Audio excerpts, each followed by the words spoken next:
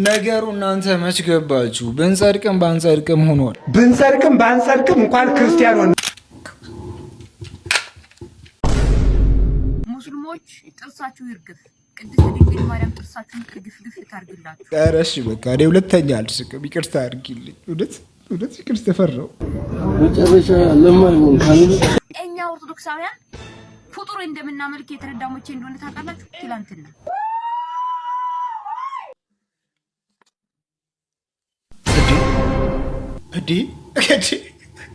ነገሩ በቃ ብንጸድቅም ባንጸድቅም እንኳን ክርስቲያን ሆነ። ግን እኔ የምላችሁ አንዳንድ ሰዎች ሳይፈምሱ በፊት ማለት ትንሽዬ ፎሎወርስ ባላቸው ሰዓት እንደዚህ የሆኑና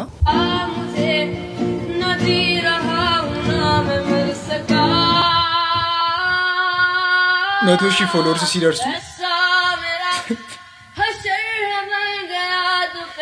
500 ሺህ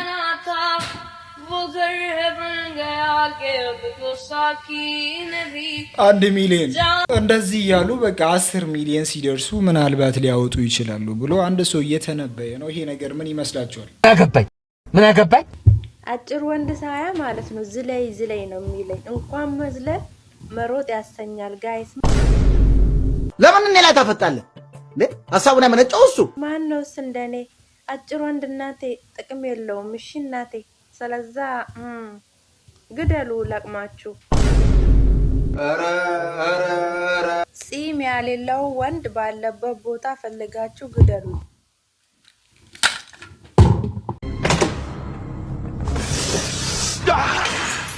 ምን አጠፋው? እኔ ምን አደረኩት? እኔ ምን አልኩ? እኔ በላይ ብቻ ነው በደል የምታሳየኝ። ጺም ካሌለው ወንድ ይሁን ሴት ይሁን በምንድን ነው የሚለየው? እና ፈልጋችሁ ቅበሩት፣ ግደሉት። ቆይ ስንት ሞት ነው እኔን የገጠመኝ? ስንት ሞት ነው የምሞተው? ስንት ሞት ነው እኔ ጋር የገጠመ? ስንት ሞት ነው ያለፍኩት? How many times days come to me other together? ቆይ አሁን እናንተ እውነት ሴትንና ወንድን መለያ መንገድ አታችሁ ነው? በዚህም ብቻ ሆኗል ነገሩ? ተው እንጂ ተው ያሳለፍነውን አትርሱ። መርሐባን بالجميع ሰላም አለይኩም ወራህመቱላሂ ወበረካቱ። እንዴት አመሻችሁ? እንዴት አነጋችሁ? እንዴት ዋላችሁ? እንዴት አደራችሁ? እንደምን ዋላችሁ? እንደምን አረፈዳችሁ? እንደምን ቆይ ምንድነው? እና ላይፍ ኢዝ ጉድ አልহামዱሊላህ። ለሁሉም ነገር አልহামዱሊላህ። ስራ፣ ትምህርት ሁሉ ሰላም። እንዴት ነው ስራው? ትምህርቱስ?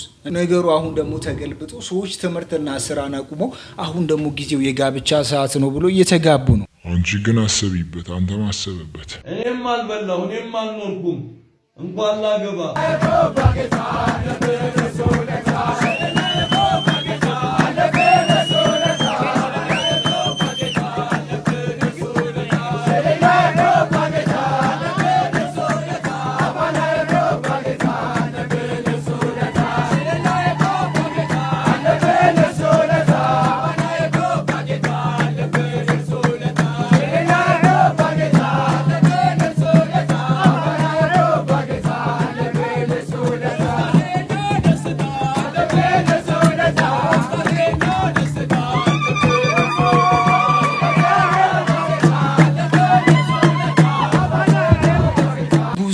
ባልና ሚስት ከአንድ ወንዝ ይቀዳሉ ይባላል። እነዚህ ደግሞ ከሞዲድ ነው መሰለኝ የተቀዱት። Are you serious right now, bro? እንደ ሐሳብ ይሄንን ነገር እንደ ክፋት እንደማታዩት ተስፋ አለኝ። ነገሮች ተባብሰው ከዚህ በፊት ብዙ ሰዎች ዩቲ ላይ ቪዲዮ እየሰሩ ነበር። አሁን ደግሞ ዩቲን ወደ ክርስትና እየጋበዟት ነው። በገዛ ሃይማኖቱ እንደ ዩቲ የተገፋ የለም ምናምን ይልና ዩቲ ነይ ወደኛ ይላል። ይህ ቪዲዮ ከደረሳችሁ ለሱና እንደሱ ለሚያስቡት ሁሉ እንዲደርስ የምትችሉትን ሁሉ አድርጉ። በነገራችን ላይ ዩቲናስ ጀግና ናት። ለምን እንዳልኩ ከዚህ ቪዲዮ በኋላ ነግራችኋለሁ። ተከታተሉት።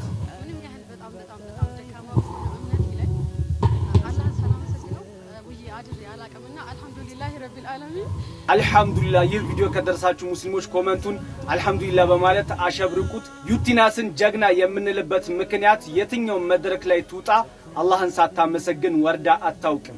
ይህም ደግሞ ግልጽ ነው። እምነቱን ተገን አድርጎ ወንጀል ከሚሰራ ሰው ወንጀል እየሰራ የፈጠረውን ጌታ አጥብቆ የሚይዝ ሰው መጨረሻው እንደሚያምር ሁላችንም የምናውቀው ነገር ነው። ኢንሻአላህ ደግሞ ዩቲናስም አላህን ይዛ ወድቃ አትወድቅም። አላህ የወደደውንና የመረጠውን መንገድ ተከትላ ለብዙዎች ተምሳሌ የምትሆንበት ቀናቶች ይመጣሉ። ዩቲ ይህ ልክ አይደለም አጠፋሽ ብሎ ቪዲዮ የሚሰሩትም ለሷ ብቻ ሳይሆን እሷን ተከትለው ለሚመጡ ቲኔጀሮችም ጭምር ስለሆነ በሷ ጥላቻ እንዳልሆነ ግልጽና ግልጽ ነው። ዩቲናስ ሙስሊም እህታችን ናት። ሁሌም ቢሆን እንወዳታለን።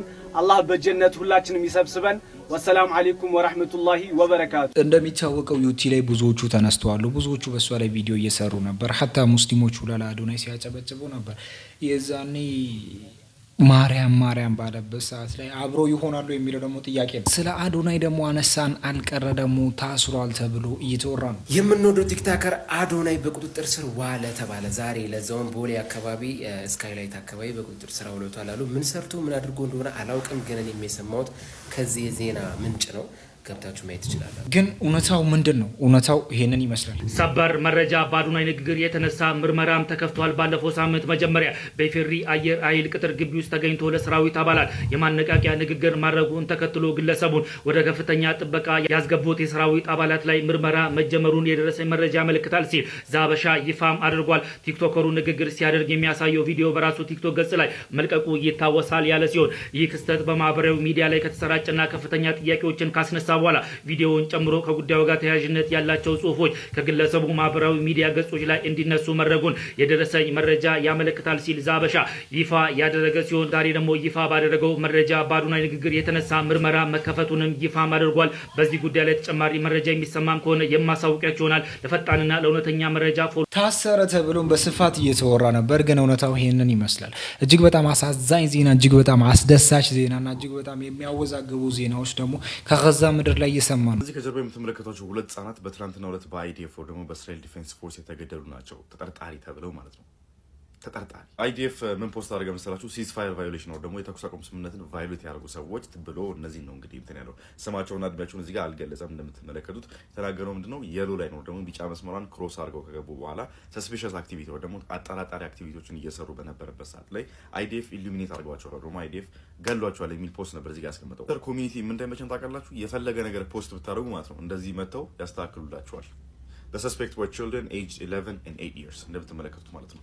ናቸው እንግዲህ አሸባሪ ተብሎ ተፈረጀው ኢሊሚኔት ተደርጓል ደግሞ ተገሏል ተብሎ ኢንተርኔት እኔ አንዳንዴ እንዴት ጭንቅላታቸው እንደሚያስብ የሚሰሩ ስራ እንዴት አድርገው ጀስቲፋይ እንደሚያደርጉት እነዚህ ሁለቱ ህፃናትን ነው አሸባሪ ተብሎ እየተገደሉ ያሉት። ምንም በማያውቁት ነገር ገና ጭቃ ጠፍጥፈው ያልጠገቡ ልጆችን እንዴት እንደዚህ እንደሚያስቡ ብቻ ግራ ነው የሚገባው። እነሱም ደግሞ እጅግ በጣም ቆራጥነታቸውን የሚያሳዩ ቪዲዮዎች ደግሞ እየተለቀቁ ነው።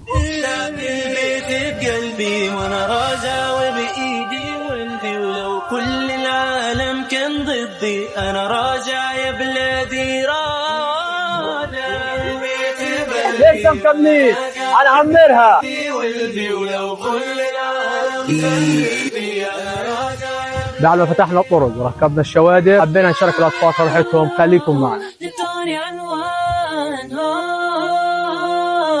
والقلب والهنا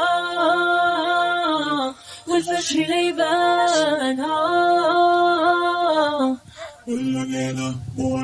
نصبت عينينا تحت اللي فينا احنا نربينا نبوس النار احنا غنينا علينا الصوت نحن لو احنا فوق نحن ይሄ ብቻ እንዳይመስላችሁ፣ በዚህ ብቻ ጠላትን ያናደዱ ብቻ እንዳይመስላችሁ።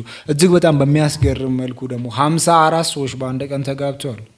54 ሰዎች ትላንትና ጋዛ ውስጥ ጠላትን የሌለ የሚያስደብሩ ነገሮች ሀፕን አድርገዋል። ቪዲዮን አይተን እንመለስ።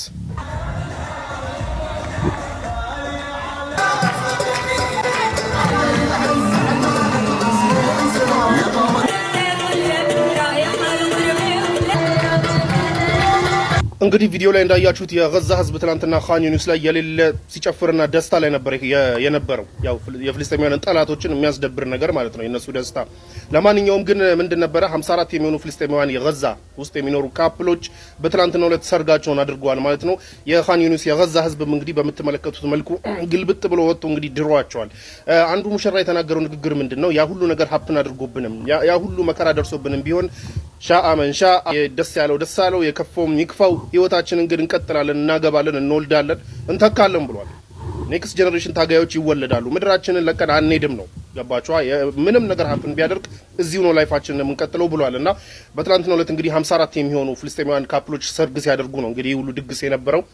በሌላ በኩል እዚህ ጋር እንደምታዩት አንዳንዶቹ ሙሽሮች የኢማራቱ ባንዲራ ይዘው ምናምን ነገር አይታችሁ ጥያቄ ሊሆንባችሁ ይችላል። ለማንኛውም የትናንትናውን ሰርግ ስፖንሰር ያደረገችው ኢማራት ነች። ኢማራት ስፖንሰር ባደረገችው ሰርግ ነው እነዚህ 54 ፍልስጤማውያን የተጋቡት። ባይ ዘ ዌይ እነዚህ 54 ፍልስጤማውያን ከ54ኛው ዓመት የኢማራት የምስረታ በዓል ጋር አንድ ላይ ተደርጎ ነው እንግዲህ ሰርግ የተደረገው። ለማንኛውም መብሩክ ብለናችኋል። እኛም መብሩክ በሏቸው።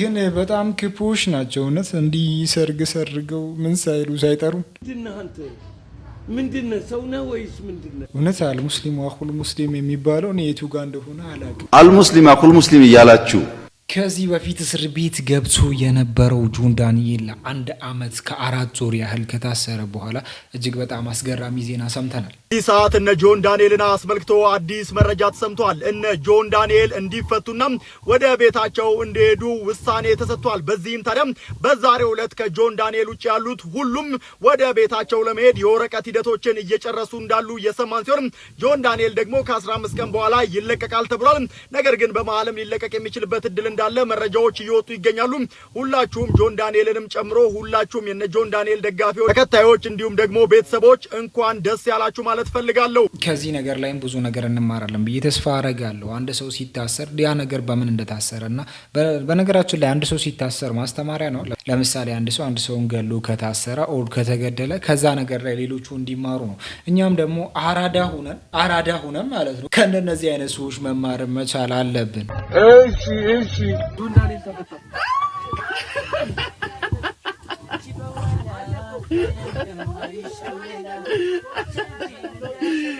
ደሳለሽ የሌላት እኮ ደሳ ወላሂ አውቅም በሷማ ከሷ ሌላ ላይማ ጆንዳኔ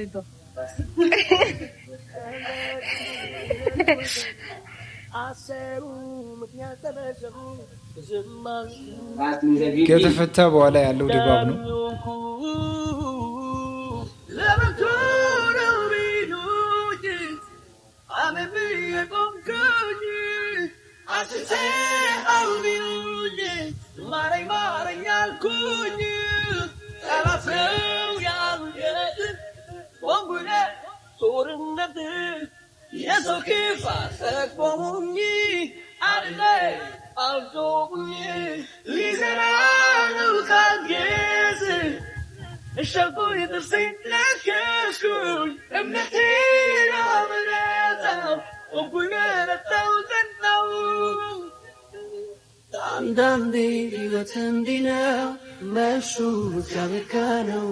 ለማንኛውም ለብዙ ወራት ከቤተሰቦች እና ከምትወዳቸው ሰዎች ርቀ በሰላም ስለተመለስክባቸው በጣም ደስ ብሎናል።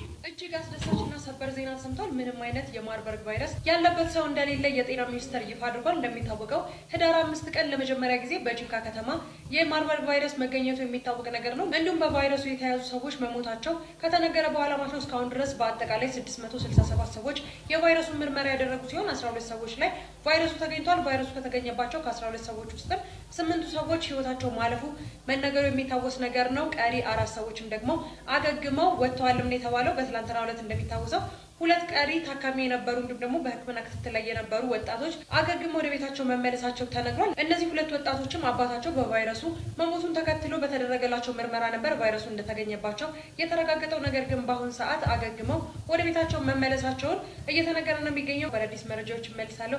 የፕላስ ምልክቷን ተጭናችሁ ቤተሰብ ሁኑ። የማይታወቅ በሽታ እንግዲህ ኢትዮጵያ ውስጥ እንደገባ ሁላችንም የምናውቅ ነው። ብዙ ሰዎችንም ይሄ በሽታ እንደገደለ እናውቃለን። ይሄ በሽታ ደግሞ አሁን ማንም ሰው እንደሌለበት እየተነገረ ነው። በዚህ ሰሞን እንደሚታወቀው ሙነሽዶች አንዳንድ ችግር ገጥሟቸው ህዝብን እርዳታ እየጠየቁ ህዝብን እገዛ እየጠየቁ ነበር። በዚህም ላይ ደግሞ በስቶብናል ብሎ ህዝቡም እያማረረ ነው። አሁንም ማጨራሽ ፋሽን አደረጋችሁት ሙነሽዶች በተለይ ማለት ነው። በየተራ ጤነኛ ሆናችሁ አግብታችሁ ልጆች ኖሯችሁ ያለ ኃላፊነት በሚሊዮን ብር ትበደሩና ቢዝነስ ጀምራችሁ ስትከስሩ ከዛ በኋላ ወደ ህዝቡ ትመጣላችሁ ገንዘብ እያላችሁ ማለት ነው። ኢትዮጵያ ያሉት ጓደኞቻችሁ ደግሞ ጋሻ ጃግሬዎቻችሁ ናችሁ። ሼር ምናምን ያደርጉላችኋል እንዲዋጣ። ለምን ነገ ደግሞ እነሱ ተረኛ ለማኞች ስለሆኑ ማለት ነው። ኤኒዌይስ let me tell you guys አውሮፓም ሆነ አሜሪካም ሆነ ተሰድዶ አረብ ሀገርም ተሰዶ ያለው ሰው በየመን በሊቢያ በኤርፖርት የወጣው ሊዝናና አይደለም። ቸግሮት ለመስራት ከቤተሰቡ ከልጆቹ ተለይቶ ከሀገሩ ርቆ የሚኖረው ለመስራት ገንዘብ ለማግኘት ነው። ወጣችሁ ሰርታችሁ ለምን አትለወጡም? እናንተ ወጣቶቹ እጅግር ይዛችሁ ገንዘብ ከለመናችሁ የታመመው በምን ይረዳ? እርስ በርሳችሁ ትረዳዳላችሁ። እርስ በርሳችሁ ቪዲዮ ሼር ምናምን ትደራረጋላችሁ፣ ከቨር ትደራረጋላችሁ። ለምን ነገ ደግሞ ያኛው ተረኛ ስለሚሆን ማለት ነው።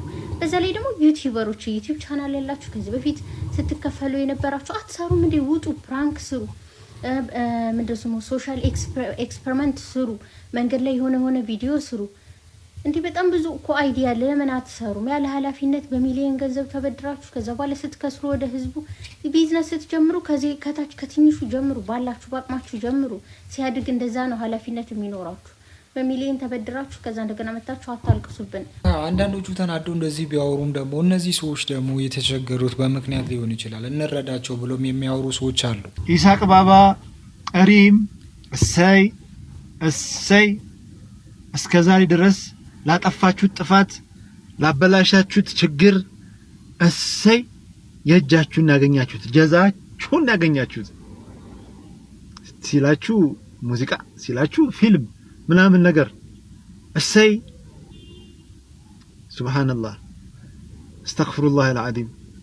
ለመሆኑ በእስልምና ላይ ያጠፋ ሰው ይጥፋ የሚባል አማርኛ አለ እንዴ? የተሳሳተ ሰው አይታረም የሚባል ነገር አለ እንዴ? እነ ኢሳቅ ከዚህ በፊት ላጠፉት ጥፋት ዛሬ ቸገረን ባሉ ሰዓት ላይ እየመዘዛችሁ ለማሸማቀቅ ለማግለል በቃ የበለጠ ችግሩን ውስብስብ አድርጎ ቤት ላይ እንዲቀመጡ ሞራላቸው እንዲሰበር ማድረግ ተገቢ ነው እንዴ? እሰይ ማለት ተገቢ ነው እንዴ? ኧረ አላህ እንፍራ ወላሂ አልዓዚም። ሰው በቸገረው ሰዓት ላይ እኮ ያለፈ ጥፋቱን እየተመዘዘ እንደዚህ አድርገህ ነበር እሰይ ምናምን ነገር እኮ አይባልም እኮ። ሐቂቃ ቢቻል ደገፍገፍ አድርገን 500 1000 ብር ምናምን አዋተን ሰተን ችግሩን ከቀረፈ በኋላ እንዲህ ብታደርግ የተሻለ ነው ማለት የተሻለ ነው። ይሰማል፣ ከዛ በኋላ ያዳምጠናል በደንብ። ተረዳችሁ? ደረሱልኝ ወንድምና እህቶቼ፣ ጥፋቴን ሳያዩ ችግሬን ሳያዩ ነውሬን ሸፈኑልኝ ይላል። እንደዚህ እኮ ነው ሩሐማኡ በይነሁም እኮ ነው የተባለው። እርስ በርስ የሚተዛዘኑ እኮ ነው የተባለው። ዑድዋኑን በይነሁም ነው እንዴ? እርስ በርስ ጠላት ነው እንዴ? ሐቂቃ ተው እንጂ። መን ካነ ዩእሚኑ ቢላሂ ወልየውሚል አኺር ፈልየቁል ኸይረን አው ሊየስሙት። በአላህና በመጨረሻ ቀን ያመነ መልካም ይናገር ወይም ዝም አፉን ይዝጋ፣ ዝም ይበል። ክፉ ነገር አትናገር። አጥፍቶ ሊሆን ይችላል። ሐቂቃ እኔ የማይመቸኝ ሐሳብ አለ። ከዚህ በፊትም የሆነ መድረክ ላይ ነገር ተናግሮ በአካል አግኝቼው ተናግሬዋለሁ። ሰራሃ ወላሂ ነው የምላችሁ። የማይስማሙ እኮ ሰዎች ሁሉ አንድ አይነት ሐሳብ ይሁንልን ማለት አልችልም። የኔ ሐሳብ አልተከበረም ማለት ጠላቴ ነው ማለት አይደለም። ይሳቅ ወንድሜ ነው ወላሂ አልዓዚም፣ የእስልምና ወንድሜ ነው። እቺ ጣት ተበላሸች ተብሎ እጅ አይቆርጥ። እናክመዋለን፣ እናስተካክለዋለን፣ እናርመዋለን ሐላስ። ከዛ በተረፈ ግን ወላሂ ማላገጥ ነገ ዋጋ ያስከፍላችኋል። ሐቂቃ ነይተን ያ አላህ ከእንደዚህ አይነት ችግር አንተ ጠብቀኝ፣ እኔንም ቤተሰቦቼን አንተ አድነኝ ብላችሁ ነይተን ሰደቃ ብናወጣ የወንድምነት ዋጅባችንን ብንወጣ አላህ ይጠብቀናል። ወላሂ ቀን እናስብ፣ ሐቂቃ ቀን እንናገር፣ መልካም ብንናገር። በተቃራኒም ደግሞ እንደዚህ አድርጎ እያሰቡ ያሉት እነሱም ደግሞ አበዙት ብሎ ደግሞ ብዙ ነገሮችን እያወሩ ያሉ ብዙዎቹ አሉ። በዚህ መካከል ብዙ ጥሎች ተነስተው እየተነጋገሩበት ነው። ሰላሙ አለይኩም። አለይኩም ሰላም። ፋጢማ እስኪ የተራረፈ እንጀራ ካለ ስጫቸው። እንዴ አዲስ እንጀራ የለም እንዴ? ባለፈው ተጋግሯል ነበር ትናንት መሰለኝ። ኧረ ሞልቷል። እና ወጥስ የለም አለ። እና ታዲያ እንጀራ ካለ ወጥ ካለ ለምን የተራረፈ ትሰጫለሽ? አይ ምን ችግር አለ ቢበሉት ብዬ ነው። ትራፊ አይደል? ምን ችግር አለ? ከሚደፋ ይበሉት ይሻላል። ያንን ትራፊ አንቺ ትበይዋለሽ? ለምን እበላዋለሁኝ እኔ? እና አንቺ ያልበላሽውን ታዲያ እንዴት ለዒልም ፈላጊ እንዴት ለደረሳ ትሰጫለሽ? ያንን ነገር እኮ አንቺ ልትበይው አትፈልጊ። ተርፏል አይደለ? ቆይቷል። አንቺ ልትበይው ያልፈለግሽውን ነገር ልትጠቀሚው ያልፈለግሽውን ነገር እንዴት ለደረሳ ትሰጫለሽ? ምን ችግር አለ? ከሚደፋ እነሱ ይብሉት። እንዴት እኔ ትራፊ እንጀራ በላለሁ? አየሽ ረሱላችን አለይሂ ሰላቱ ወሰለም ያንድ ሰው ኢማን ሙሉ የሚሆነው ለራሱ የወደደውን ነገር ለወንድሙ ሲወድ ነው ብለዋል። እነዚህ ሰዎች ደግሞ ዒልምን በመፈለግ ቤተሰቦቻቸውን ጥለው ስራ መስራት ሲችሉ፣ ገንዘብ ማግኘት ሲችሉ፣ ጥሩ ነገር መመገብ ሲችሉ ሁሉን ነገር ትተው ነው ልክ በየቤቱ ቀሪ እያሉ ምግብ እየለመኑ የሚበሉት። ታዲያ አንቺ ለነዚህ ሰዎች ለራስሽ የምትወጂውን መስጠት ካልቻልሽ በጣም ከባድ ነው። እንዴት የተረፈ የሳህን ላይ የዋለ ብረትድስት ላይ የዋለ አንቺ መብላት ሳትፈልጊ ውጭ ላይ ለድመት የምትሰጪውን ለዶሮ የምትሰጪውን ነገር ለደረሳ መስጠት በፍጹም ተገቢ አይደለም። አዎ ግን እኮ ብዙ ሰዎች እንደዛ ነው ትራፊ ነው የሚሰጠው። አብዛኛው ቤት ትራፊ እንጀራ ካለ ስጧቸው ነው የሚባለው። ሌላ ንጹህ እንጀራ ሲሰጣቸው አናይም። አንቺ ለሌላው ሰው አርአያ ነው መሆን የሚገባሽ። ይሄ ትክክል አይደለም። ለራሳችን የምንወደውን መስጠት አለብን፣ ማካፈል አለብን፣ ማስተማር ነው የሚኖርብሽ እንጂ ሰዎች ገና ለገናው ትራፊ ሰጡ ብለሽ እንዲህ ዒልም ለሚፈልጉ ደረሶች ነገ ከነገ ወዲያ የመስጂድ ኢማም የሚሆኑ ነገ ከነገ ወዲያ ዲናችንን ለኛ ለሚያስተምሩ ደረሶች ይህንን ማድረግ ተገቢ አይደለም። ሰው ሲሰራ ካየሽ በተቻለሽ አቅም መምከር ነው እንጂ ሰው ሲሰራ አየሁ ተብሎ ይሄ ነገር በፍጹም መደረግ የለበትም። እሺ ወይ በርበሬ ልስጣቸው እንዴ? ምናልባት እኮ ወጡ ትንሽ ስለሆነ ያለው ለራት እንዳያንሰኝ ነው። አየሽ ረሱላችን አለይሂ ሰላቱ ወሰላም ሶደቃህ ንብረትን ሀብትን በፍጹም አታጎልም ብለውናል። እንግዲህ እኛ ይሄ አሁን ቢያልቅ የሰራሽው ቢያልቅ ሌላ መስራት እንችላለን። ምክንያቱም ሁሉም ነገር አለ ቤት ኢንሻ። ይህንን መስጠታችን ማካፈላችን አላህ ይተካዋል። ንያችንን አሳምረን በትክክል እነሱን ለመርዳት በዲናቸው ላይ በዕልም ላይ እንዲጠነክሩ ለማድረግ ብለን ያለንን ነገር ማካፈላችን የኛን ሀብት የኛን ንብረት በፍጹም አያጎልም። ስለዚህ ረሱላችንም አለይሂ ሰላቱ ወሰላም ስለነገሩን ማድረግ ያለብን በተቻለን አቅም እነሱን ከጎናቸው መቆም፣ አይዟችሁ ማለት፣ ልብሶቻችን ካሉ ማካፈል፣ ከቻልን ደግሞ አዲስ መግዛት፣ የምንበላውን ነገር ጥሩ ነገር ለነሱ መስጠት ነው። እኛ በርቱ ባልናቸው ባበረተናቸው ቁጥር እየበረቱና እየጠነከሩ ይሄዳሉ። ነገር ግን እኛ ፊት ከነሳናቸው ነገ ከነገ ወዲያ እኛ ቤት አይመጡም፣ እኛ ደጃፍ አይረግጡም። ይሄ ደግሞ የምንጎዳው እኛ ነን። እነሱ ዒልምን እስከፈለጉ ድረስ ችግር የለባቸውም። ብዙ መከራዎችን እያለፉ ያው ዒልምን ይፈልጋሉ። እኛ ግን የምንሰጠውን ሶደቃ የምናገኘውን አጅርና ሐሰና እናጣበታለን። ያ አላህ እንዴት አብዛኞቻችን እንዴት ተሳስተናል። በጣም በሚያሳዝን ሁኔታ በጣም ተሳስተናል እስከዛሬ ድረስ። አሁን ያለኝን ሰጣቸዋለሁ፣ ለኛ ያስቀመጥነው ለነሱ ሰጣቸዋለሁ። እኛ መስራት እንችላለን፣ እነሱ ግን ማግኘት አይችሉም። አዎ በአሁን ተነሽና ራስሽ ካለው ቤት ካፈራው ነገር አቅርበሽ ለደረሳው ስጫቸው።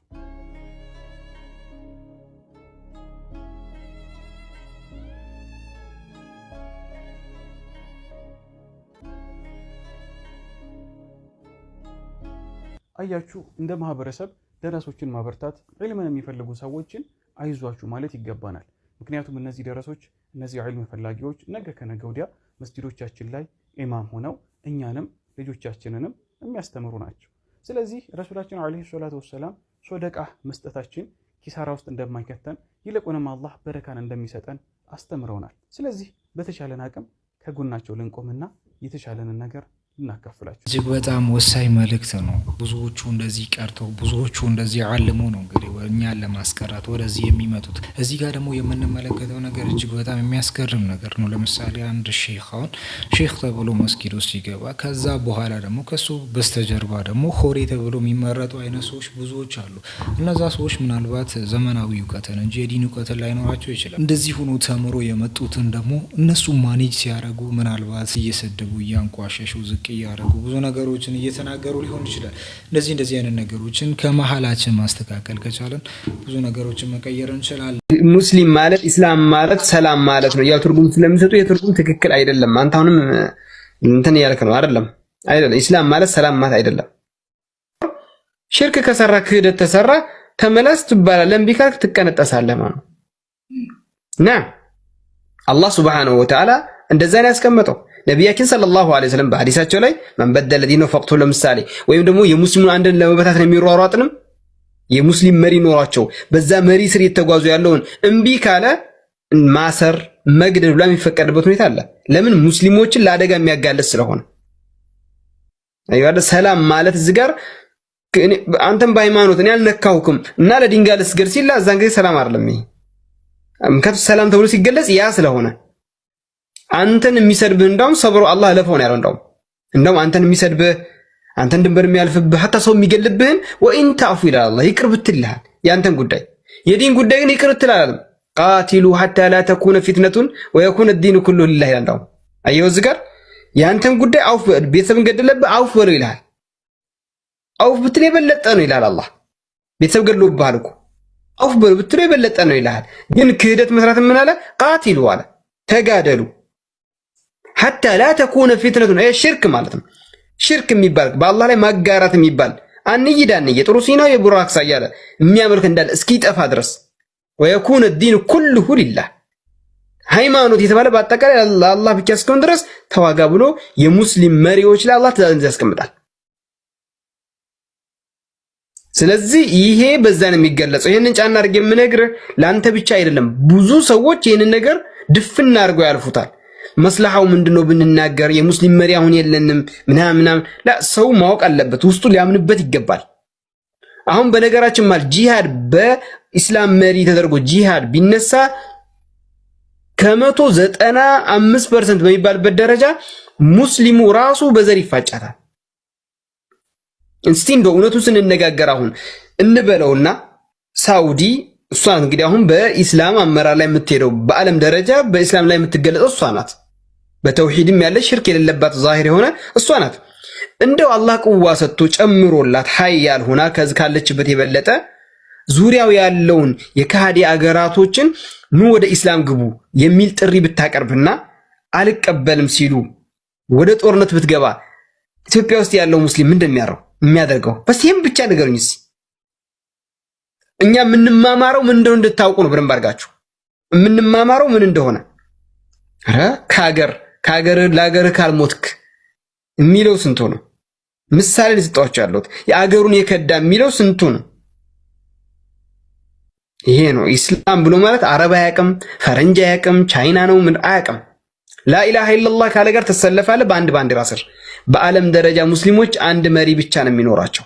ይህንን ልታውቁ ይገባል። ግን ይህንን ሳናቅ በብዙ ቦታዎች ተከፋፍለን ነው ያለነው። እርስ በርስ እየተፋጀንን ነገር በመሀላችን ካልቀረፍን በስተቀር አሁንም ቢሆን ሀያልነታችንን ማረጋገጥ አንችልም። ወደ ሀያልነታችን ለመመለስ አንድነታችንን እንጠብቅ። በእኔና በአንተ መካከል ያለውን ልዩነት እንተውና አንድ ወደሚያደርገን አሽሀዱ አላህ ወደዚህ መካከል በመጣ ሁላችንም አንድ እንሆናለን ብዬ ተስፋ አደርጋለሁ። ለዛሬ ዝንላችሁ ፕሮግራም በዚህ ይጠናቀቅና እናንተው እስከዛ ድረስ ሰላም ሆኑልኝ፣ እኔም ሰላም ሆንላችሁ። ለዛሬ ዝንላችሁ ፕሮግራም በዚህ ይጠናቀቃል። በቀጣይ ቪዲዮ እስከምንገናኝ ይመቻችሁ።